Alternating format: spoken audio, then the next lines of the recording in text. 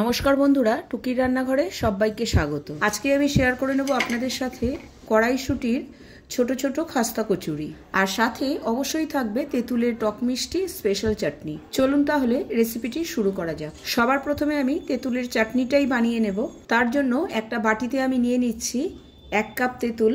তেঁতুলটাকে আমি প্রথমে জল দিয়ে ভালো করে ধুয়ে নেব। তেঁতুলের মধ্যে অনেক সময় দেখেছি অনেক নোংরা থাকে, তবে ঘরে যেহেতু বানাচ্ছি পরিষ্কারটা করে নেওয়া খুবই প্রয়োজন। তেঁতুলটা খুব ভালো করে আমি ধুয়ে নিয়ে চলে এসেছি, আর এর মধ্যে আমি দিয়ে দিয়েছি প্রায় 1.5 গ্লাস মতো জল। এবার আমি তেঁতুলটাকে জলের মধ্যে খুব ভালো করে ফুটিয়ে নেব, যাতে তেঁতুলের কাতটা খুব ভালো করে বেরিয়ে আসে। আর এই সময় গ্যাসের ফ্লেমটাকে আমি রেখে দেবো লো টু মিডিয়ামে। তেঁতুলের চাটনিটা যদি এভাবে লো ফ্লেমে ধীরে ধীরে করা হয় তাহলে টেস্টটা অনেক বেশি ভালো হয়। আরেকদিকে আমি নিয়ে নিয়েছি প্রায় 2 টেবিল স্পুন কাজু বাদাম, 2 টেবিল স্পুন কিশমিশ। কাজু বাদাম আর কিশমিশকে আমি এখানে ছোট ছোট করে টুকরো করে নিচ্ছি। খুব ছোট টুকরো এখানে করতে হবে না, কারণ যখন খাবারের সাথে এটা মুখে পড়বে তখন খাবারটা খেতে ভালো লাগবে। এখানে আমার কাজু এবং কিশমিশ দুটোই ছোট ছোট টুকরো করে কেটে নেওয়া হয়ে গেছে। এবার কড়াইশুঁটি কচুরির মেন ইনগ্রেডিয়েন্টস হচ্ছে কড়াইশুঁটি। আমি আগের দিনই কড়াইশুঁটিগুলোকে ছুলে রেখে দিয়েছিলাম, আপনারা চাইলে ফ্রোজেনও ব্যবহার করতে পারেন। কচুরির জন্য এখানে আমি নিয়ে নিচ্ছি 1.5 কাপ কড়াইশুঁটি। কড়াইশুঁটিগুলোকেও আমি ভালো করে জল দিয়ে একবার ধুয়ে নেব। কড়াইশুঁটি থেকে জলগুলো ফেলে দিয়ে কড়াইশুঁটিগুলোকে আমি নিয়ে নিচ্ছি একটা মিক্সার গ্রাইন্ডারে। তাতে দিয়ে দিচ্ছি 3টে কাঁচা লঙ্কা আর একটা 1 ইঞ্চি আদার টুকরো। এখানে আমি কোনো রকম জল ব্যবহার করব না, আর মিক্সার গ্রাইন্ডারটাকে পালস মোডে চালিয়ে, মানে কিছুটা থেমে কিছুটা চালিয়ে একটা পেস্ট করে নিতে হবে, কিন্তু একদম ফাইন পেস্ট করার দরকার নেই। এরপরে আমি বানিয়ে নেব কচুরির জন্য একটা স্পেশাল মশলা। তার জন্য একটা প্যানে নিয়ে নিচ্ছি 3টে লাল শুকনো লঙ্কা, 1.5 টেবিল স্পুন গোটা ধনে, 1 টেবিল স্পুন সাদা জিরে, 1.5 টেবিল স্পুন মৌরি, 1/4 টিস্পুন গোলমরিচ, 3টে লবঙ্গ আর একটা দারচিনি। এই সময় গ্যাসের ফ্লেমটাকে আমি লোতে রেখেছি। প্রায় 15 থেকে 20 সেকেন্ড মশলাটাকে ড্রাই রোস্ট করে নিতে হবে। ততক্ষণে আরেকদিকে পাশে তেঁতুলের চাটনিটাও হচ্ছে।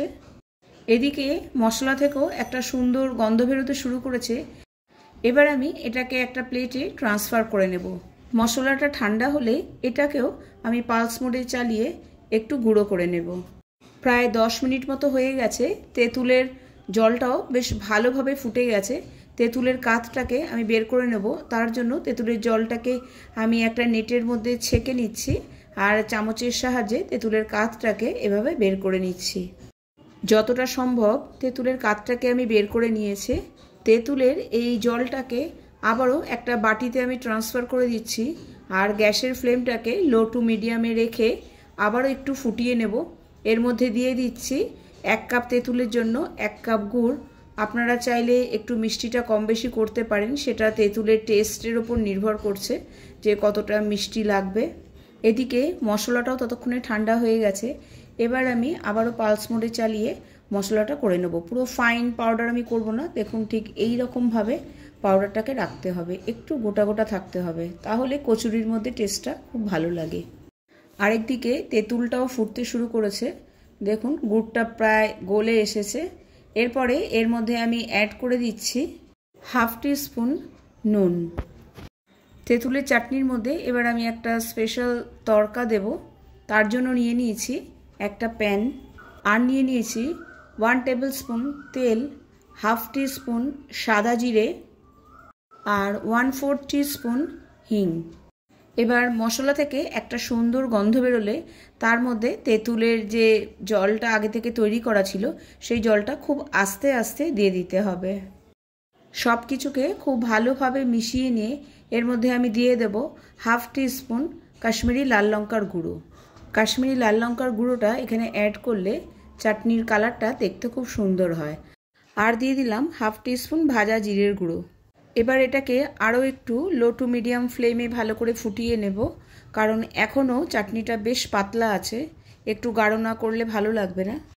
এবার আমি কড়াইশুঁটির কচুরির জন্য কড়াইশুঁটির পুরটা তৈরি করে নেব। তার জন্য একটা কড়াইতে দিয়ে দিলাম 1.5 টেবিল স্পুন ঘিটাকে ভালো করে কড়াইয়ের চারিদিকে একটু লাগিয়ে নিচ্ছি। তার মধ্যে দিয়ে দিলাম 1/4 টিস্পুন সাদা জিরে, 1/4 টিস্পুন হিং। মশলা থেকে একটা সুন্দর গন্ধ বেরোলে তার মধ্যে দিয়ে দেব আগে থেকে করে রাখা কড়াইশুঁটির পেস্ট। এখানে কোনো কারণে ক্যামেরাটা একটু বন্ধ হয়ে গেছিলো, সেই জন্য কড়াইশুঁটির ঢালাটা দেখাতে পারলাম না। যাই হোক, কিছুই না, জাস্ট কড়াইশুঁটিটা ঢেলেছি আর সব কিছুকে খুব ভালো করে মিশিয়ে নিচ্ছি। লো টু মিডিয়াম ফ্লেমে কাজটা করে নিতে হবে। এখানে আমি এবার একে একে মশলাগুলো অ্যাড করে দেবো। দিয়ে দিলাম 1/2 টিস্পুন নুন, 1/2 টিস্পুন হলুদ, আর যে ভাজা মশলাটা আমি করে রেখেছিলাম সেটা দিয়ে দিলাম 3 টেবিল স্পুন। সব কিছুকে আরও একবার খুব ভালো করে আমি এখানে মিশিয়ে নিচ্ছি।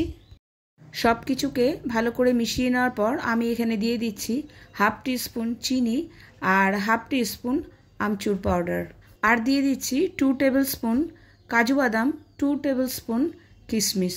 কাজু বাদাম আর কিশমিশটা অবশ্যই অ্যাড করবেন, তাহলে কচুরির মধ্যে একটা ক্রাঞ্চি ভাব আসবে আর কিশমিশটার জন্য একটু মিষ্টি মিষ্টি টেস্ট আসবে। স্টাফিং এখানে একদম রেডি। এবার আমি এটাকে একটা বাটিতে ট্রান্সফার করে নেব। আরেকদিকে চাটনিটাও বেশ গাঢ় হয়ে গেছে।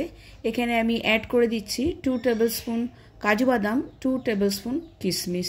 এখানেও সম্ভব হলে কাজু বাদাম আর কিশমিশটা অ্যাড করবেন, তাহলে চাটনিটা খেতে কিন্তু দুর্দান্ত লাগে।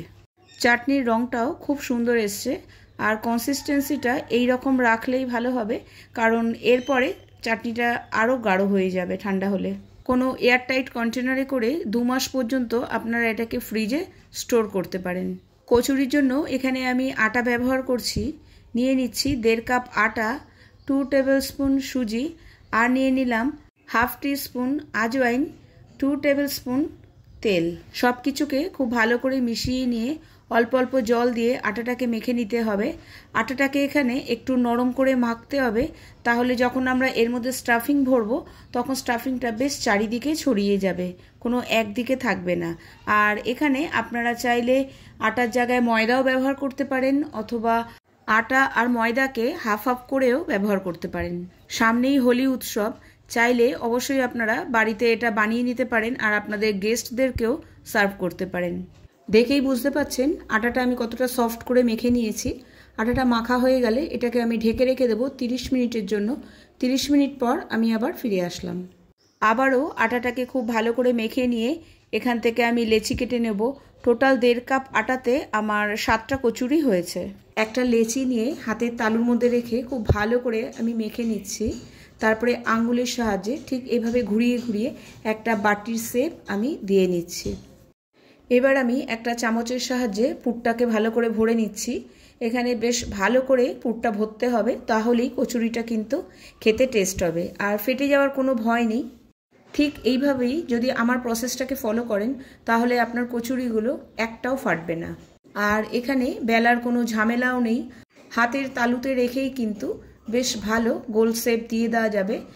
ঠিক এইভাবেই হাতের তালুতে রেখে গোল করে নিলেই আপনাদের কচুরিগুলোও হবে ঠিক এরকম ফোলা ফোলা গোল গোল।